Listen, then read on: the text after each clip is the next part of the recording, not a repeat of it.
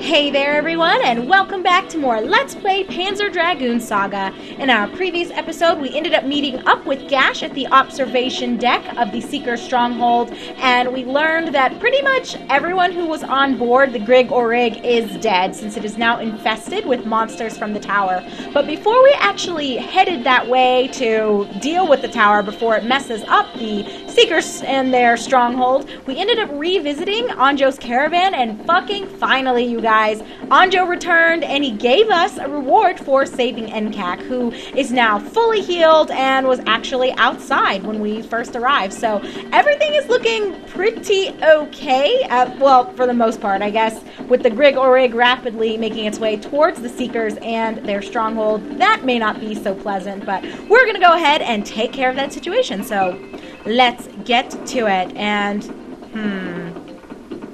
I'm not sure. I was getting ready to say, I'm not sure how big this location is going to be, but it looks like, yeah, it's going to be a pain in the ass. Well, you guys know how it goes. We got to just pick a direction and go in it, so let's just do that. I don't know what all these little floating things are. Monsters, possibly? I really don't know. I can't target them. Can I run into them? Oh, I can. Oh. So maybe I should avoid those, if at all possible? Although, to be fair, I do need some money, as you guys are well aware, because I did want to upgrade some of my guns. But we might get enough money anyway, so I probably don't have to. Oh, are you kidding me? Great. This is where they're weak, but they're doing this bullshit. So I guess let's just shoot them all down. I'm not worried about getting an excellent for this. Oops. Well, I guess that works, actually. Whatever. Oh, wow. So we're actually much stronger than them, but oh, no. It's a series of battles. No. Well, we should be able to knock them out really quickly. I think we have one charge left. Yeah, so as long as we target everything. Oh no, we let one asshole live. Come on, come on, come on. Oh, you guys. But I will say, I was so excited about that fight in the tower, you guys. I think that's the first time we had a boss battle where I actually got an excellent. So I was so thrilled. Oh, shit. I can't even... I don't know what to expect from this thing. Are there multiple ways of targeting it? Doesn't look like it. Oh, shit. Let's try to go to the front. Can I hit it from this way? No. Okay. What the hell is this thing? Maybe Dreyfus can hit it? Great. Uh-oh. You know what I'm gonna do, actually?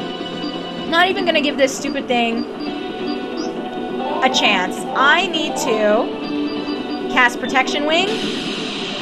Since we can't attack it right now anyway, might as well use our gauge and... What the fuck? Those things are too powerful. There must be a way to kill them. What the fuck? So I took all that damage for nothing? Wow.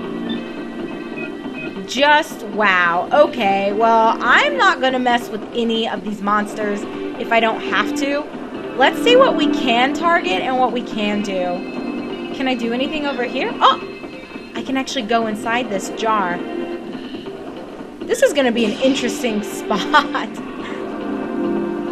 I feel so bad for Zoah, though. There is nothing left. But now we are inside the Forest of Zoah. Shit is burning up. Let's go ahead and break. Oh, I did not mean to target this. We're not going to save quite yet. I want to do some more exploring. Telepathy shards. Oh, which reminds me, I was reminded about what things are okay to sell.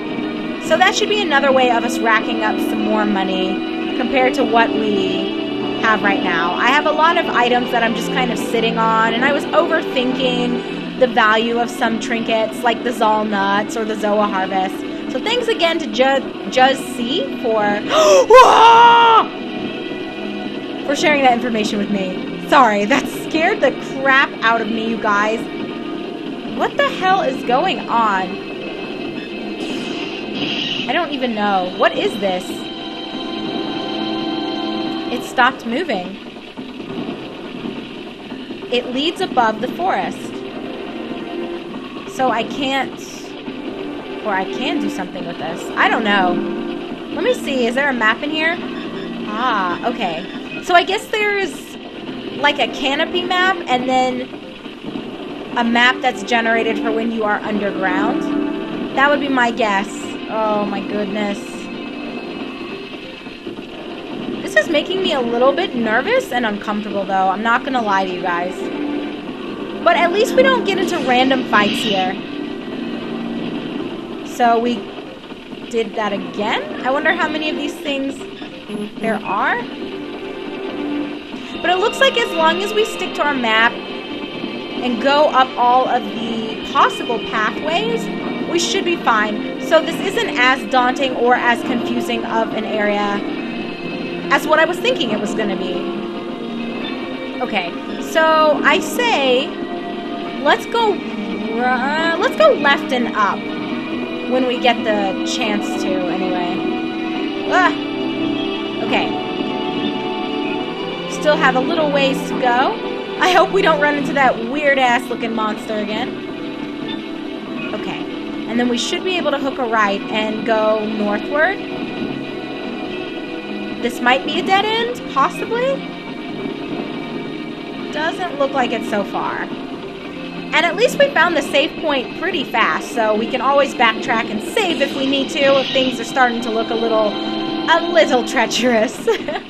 So how are you guys all doing? Hopefully life has been treating you well. I had made a Facebook post a couple of days ago that the reason why last week I didn't get very much recorded at all was because there was just so much shit going on in my life and for Andrew. Just, oh my god, you guys. So, I don't know if I had ever announced this because, I mean, we didn't even find out until a couple weeks back. But where we've been living, oh yeah, D unit number 9. I'm going to have to probably do some backtracking for more of those D units if I want to get access to one of Dreyfus's final forms. But again, that's stuff that we might end up looking at and exploring more as we get nearer that point, which we're not quite there yet. So yeah, anyway, don't worry, I will address more of the D unit stuff since both Fizzy Flask Gaming and Jussie did help me out with that and give me lists regarding where I could find all of those things. But anyway, so continuing what I was starting to say, where my husband and I had been living for the last almost 2 years, it'll be 2 years this summer, we had a really good set of property managers. Like, they were really nice. Well, it's one property manager, but the whole staff, it was like a family-owned company, and they were just really nice people, and the rent was, I mean, it's a lot, but that's Colorado for you, or at least where we are in Colorado. But my husband and I both were like, well, we can't expect the cost of living to be as inexpensive as it was in Arkansas and Kansas, so we're just going to have to deal with it. That's part of moving and living in different places and locations. So we were okay with the rents that we were initially quoted and what we were charged, and oh my gosh, that is kind of scary. But what ended up happening was, about 3 weeks ago, we randomly get an email, and not even from the old property managers. It's from some new ratchet-ass company, and they were like, hey, so we just bought you guys, and we own your complex now, so we're your new property managers. I was a little upset initially because I was like, fuck, did they really sell us without even having the balls to let us know? Like, how scuzzy can you be to just sell your apartment complex, not even issue us like an email saying goodbye, and we're sending you to a new company that's going to take care of you, blah, blah, blah, whatever. Even if it's all bullshit anyway, I think that would have been the professional thing for them to do. Okay, that looks like that's the exit, so we don't want to take this yet. I personally feel like that's what any professional group should do. You should at least let your tenants know that you're selling them, for fuck's sake. So anyway, we didn't even get that fucking courtesy. So we were informed through the new company itself that we had been sold. And my husband was like, well, maybe it won't be that bad. But I immediately knew. I was like, every time this shit happens, the new company always raises rent or changes shit and wants to change up the lease and blah, blah, blah. It's never ended well from what I've even heard from my friends' experiences and things like that. So, of course, I was right. After the initial email where they informed us that they had bought us, we get another email where they're like, oh yeah, by the way, we're going to be raising the rent the next lease, so if you guys don't want to stay, you need to let us know so that we can start advertising. So I was upset, not necessarily just because there's a rent increase, but because of how much it is and the fact that they won't tell us why. So they're raising it almost 18%, you guys. That's a fucking lot of money to just randomly be like, oh yeah, we just bought you guys, we're raising the rent this much, not telling you why. So I tried to be courteous, and I emailed the new property manager, and I asked him, I said, I understand that sometimes, there are reasons to raise rent, like if something happened, or I don't know, you just felt like the way the rent was, the cost of living has been rising, and the old property managers had just been ignoring that. Things happen. I understand. So I emailed him, and I was very courteous, and I feel like I was very understanding, and I just asked him, I'm curious, why are you punishing those of us who have lived here for a while? And I didn't even say punishing. I'm saying that now to you guys. But I asked him, why are you raising this rent by so much for those of us who have lived here for so long? Almost 2 years isn't technically that long, but my husband and I have only been in Colorado for the amount of time that we've lived here. So for those who have lived here even longer than us and had been used to the rent being the price that it was, why would you punish current tenants instead of just raising the rent for new tenants that are going to end up coming? And so I asked him that in a very nice and friendly way. And, I constantly put out there that I understand that not everything can stay the same price, but all I'm asking is that they be a little honest and direct with us, especially since this has been a little bit of a difficult thing for us to adjust to since we had this property manager for a long time, and then all of a sudden we have a new group. Yes, D Unit 10. Hallelujah. We're finding a lot of good things here. Anyway, the guy emails me back and doesn't address any of my questions. All he says is, the rent is raised. So I email him back, and I'm like, yes, I know. I acknowledged that you were raising the rent, and I acknowledged potential reasons why. What I was emailing you for was not confirmation that the rent is being raised. You already did a damn good job of pissing everybody off by letting us know that in such a rude and uninformative way. I wanted to know why. I don't think that was that hard to understand. And again, I didn't word it in that rude of a way, but I was pretty annoyed. Ooh. What is hiding behind this door? Fucking blow it down. It still won't open. Shit. I wonder if I need to unlock more pathways? That's probably what I need to do. So let's backtrack a little bit. Okay. There was maybe another path or two. Okay, so we've got, 2 paths actually that we can take. So anyway, I emailed him again asking him to please reread my email to see that I clearly understood that the rent was getting raised by a significant amount, but I just wanted him to explain why. That's it. Just, even if it's bullshit and, in your heart you know that it's bullshit, I don't care. I just am asking that you be transparent and tell me what this almost 18% increase is all about. Because like I said, that's a significant amount to raise the rent as soon as you acquire a property. Like, it's absurd. And it's totally unnecessary because a lot of the apartments around here, same price. I've called a lot of leasing agents and property managers, and they're like, oh no, everything's the same, nothing changed, so we're not changing our rent. So anyway, he never emailed me back after that. So my husband and I were both like, you know what, fuck this place. Like, we're not going to stay here and deal with this kind of bullshit if you don't even have the decency to have honest adult conversations with your tenants that are being respectful and polite and merely asking a question. Like, I don't know where people lose their morality and become so fucking greedy that they forget that they're still dealing with human beings and other people. And it's not like we live in that nice of an apartment complex. So a lot of the people that do live here are, I wouldn't say they're low income, but a lot of them are like students or waiters and waitresses. Actually, I think my husband and I are probably, and I'm not saying we're well off by any means, but we probably are among the most well off out of the people that are here. Like, I think most of the neighbors that I met, they graduated, but they don't know what to do, or they can't find jobs with their degrees.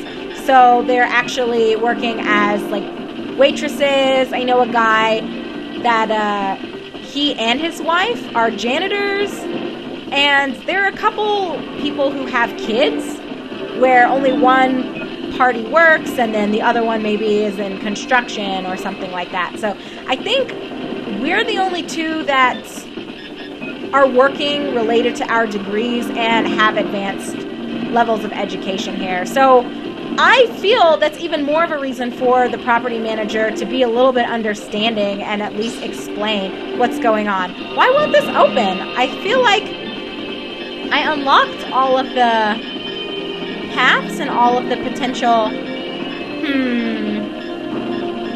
Maybe it's something to where we'll have to get in on the other side. So let me backtrack. Geez, all the way to that little section.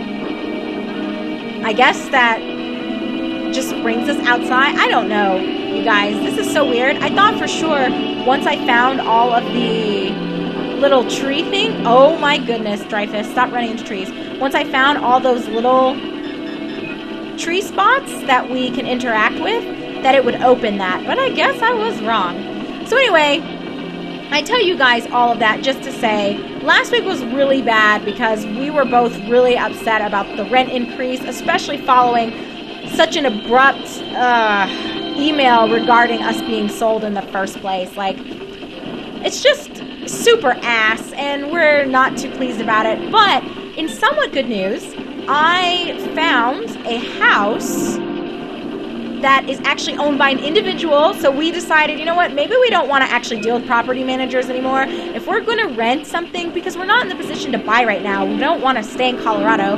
We are still, to an extent, transient, since my husband is finishing his master's and we both want to go on for PhDs or at least do more traveling. Like, we're not ready to buy a house, so it's not practical to look into that. So we need to still rent something, but I can't deal with apartments and property managers anymore. I think what's going to work best for me personally is renting from an individual. So I was very fortunate in that I found this little house, and it is for rent. There's actually a base level, like a main level, and a basement.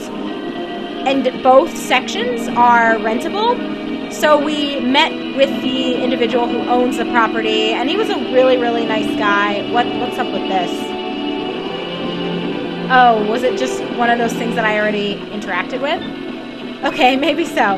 Well, then I guess we're going to just take that little weird object that sends us back towards the canopy, because I think we've really exhausted every option down here. Oops, let's go up a little bit more. So anyway, wrapping this up, the somewhat good news is that I found a spot, but there is another family that I guess is looking at it and like trying to convince him to give them the basement section. So we're going to have to do a little bit of schmoozing, I think. He's supposed to call me this week to let me know if we can have the upstairs section, or I shouldn't say the upstairs section, but the base level section. Okay, yeah, that didn't open. anything on this top level. So things are looking to be somewhat positive. The nice thing is we'll be renting from a person as opposed to a company or some sort of like greedy ass corporation. The guy's really nice. Like, I know him not very well, but I talked to him for about 2 hours when we met up with him. I haven't seen the base level yet, but I did take a look at the basement itself, and it's pretty nice. Like, it's got a yard that obviously those of us who would be living, so my husband and I, that would be living on the main level would have to share with the people who rent out the basement, but they're completely sectioned off in terms of we don't share anything. So he and I will have 2 bedrooms plus our own bathroom. They'll have 2 bedrooms plus their own bathroom. We have separate entrances. So we have the entrance that leads directly to, I should say, if we get it, have an entrance that leads to our level, and then they have an entrance via the back that leads to their level. So we wouldn't even have to necessarily interact with them. The only thing we'll really share is the driveway and then the backyard. So that I think would be the best option for us right now. That or getting a duplex that's owned by like a company, or not a company, by a couple or an individual or something instead of a company. But yeah, so last week was just really awful, you guys. But I will save the rest of my shitty week and stories revolving around that for our next episode. We have gone on quite a bit in terms of footage for this one. We explored pretty much everything that there is to see for the bottom level of the Forest of Zoah. So when we come back together in our next episode, we're going to explore the canopy further, and I don't know what is really going to happen because I feel like we did everything that we possibly can do in the bottom. So yeah, I don't know, but at any rate, thank you so much for watching, everyone. I am your host, Rabbit. This is my Let's Play Panzer Dragoon Saga, and I will see you in just a moment in our next episode.